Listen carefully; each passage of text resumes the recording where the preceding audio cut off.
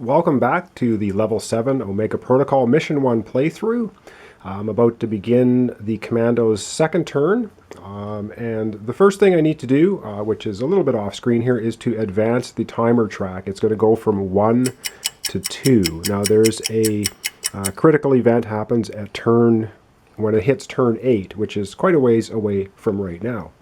So anyway, the second part of it is to transfer all the adrenaline that the Commandos used in the last turn over to the Overseer player, and that's a total of 13. So there's going to be 13 adrenaline added to the already available 6 adrenaline. So the Overseer is going to have 19 adrenaline to play with on their turn, which it sounds pretty dangerous.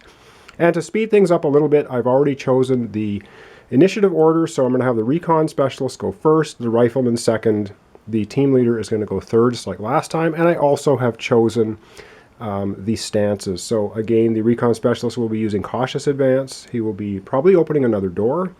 The Rifleman, I have him on Cautious Advance, giving him the most adrenaline to spend, and the Commander, team leader, is using Commanding again, which if we get into any firefights, lends a +1 black die to combat for himself and the other Commandos. So let's take a look at the board and let's get those Commandos moving deeper into Subterra Bravo base.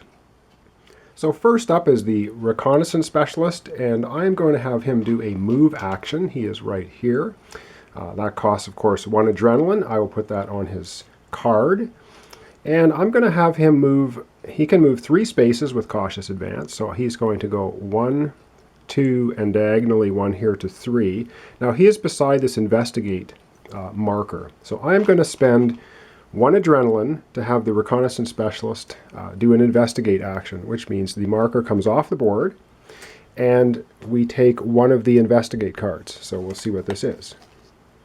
So the Reconnaissance Specialist has found tracer ammo. Is this thing going to focus? I hope so. Focus!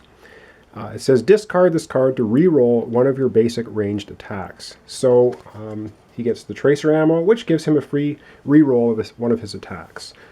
He is now going to move once more. He has a total of 6 adrenaline to spend, so that costs 1 more adrenaline to move up to this door. So 1, 2 spaces. Now he's moved once diagonally there, so I couldn't move him diagonally again this turn, but he just moved straight ahead to the door.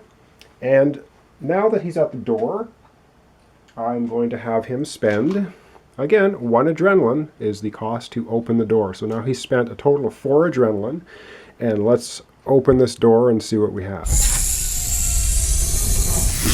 This time we have a door that says short circuit, and what it means is the commander who opens this door takes 1 wound. Wow. Let's take a look here at the specialist. He has a kit card which is called, and this is why we use him to open doors, Point Man. And it says you can reroll a failed door stat challenge, which this was not. It says you do not suffer damage from doors. So he has managed to dodge the short circuiting that's happening on this door. So he will not take 1 wound. So that's good for us. So I'm going to put the door back in place, and now we find out what has been revealed in the room. And again, we look at priority order, and I will just show you this a little bit secretively. We have 2 priority 2s and a priority 3. So the first one that I'm going to show you here is the vent. It says place a vent marker. So this is the Overseer would do this. Place a vent marker on any tile in this room. Do not place it on a wall or objective space. Well, we grab a vent tile, which looks like this, and the Overseer can place it anywhere in this room. That means all the way up to the door and all the way across. You cannot place it on of course, the red spaces, and you cannot place them on doors. So what I think I'm going to do is probably put the vent right over here, a goodly distance away from the Commandos at this point, and I can spawn a bunch of clones in this area. They can either move this way or this way, depending on what the Commandos do. Now the second, this is one of our objectives. So in this room we've actually found the office. It says place the office objective tile in this room's objective zone. Now what I'm going to do in the interests of space, this is the office tile. Really nice graphics on these tiles as well, I have to say. It is supposed to go off of this side here, but I am actually going to put it here, which is, again, not the right location, but I don't have so much space here on my table. So it should be sitting right off of here, but I'm going to put it there. It doesn't really matter, and just for purposes of a playthrough. If you're playing, again, the real game with other players, you'll want to follow the rules correctly. And so what I like to do is I will place this marker, which is a little objective flag marker, inside this 2x2 little hex office space. So now the objective of the Commandos, of course, is to get to the office space and download the data. It takes one action to download, one adrenaline to download the data. And the last card we have is Ambush.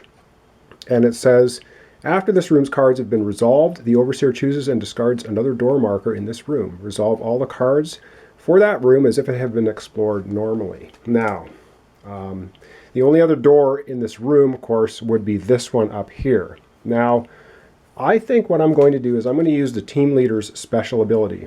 And it says Partial Facility Map.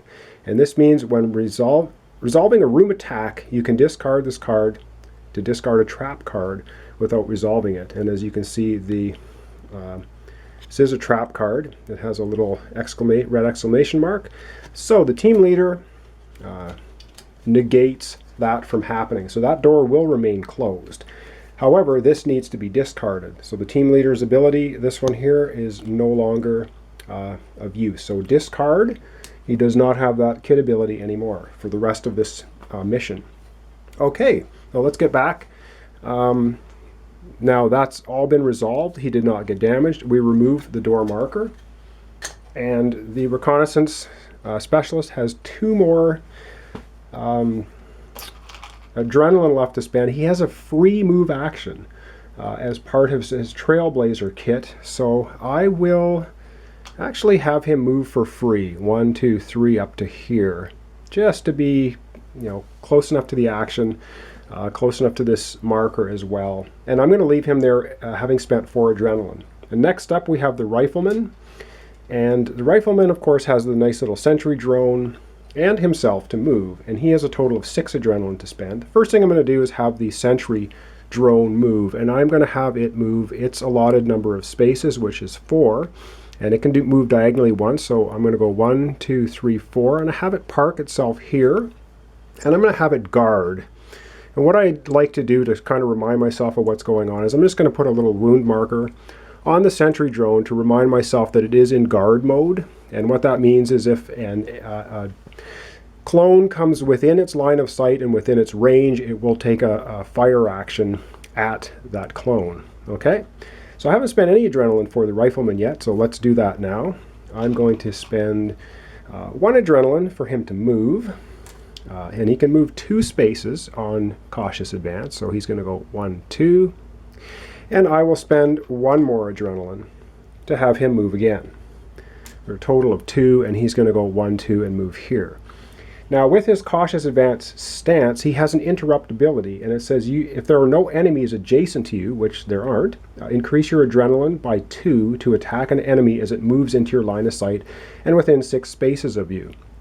So basically now we have the sentry drone guarding, and the rifleman has 4 adrenaline left. He could actually shoot twice by spending 2 adrenaline each time at an approaching enemy.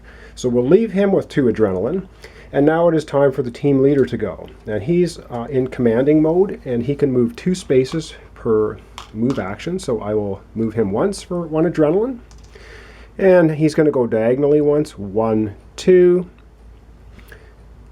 And he's actually 1, 2, 3, 4, 5 spaces away from this guy. I'm going to move him 1 more time, spending 2 adrenaline.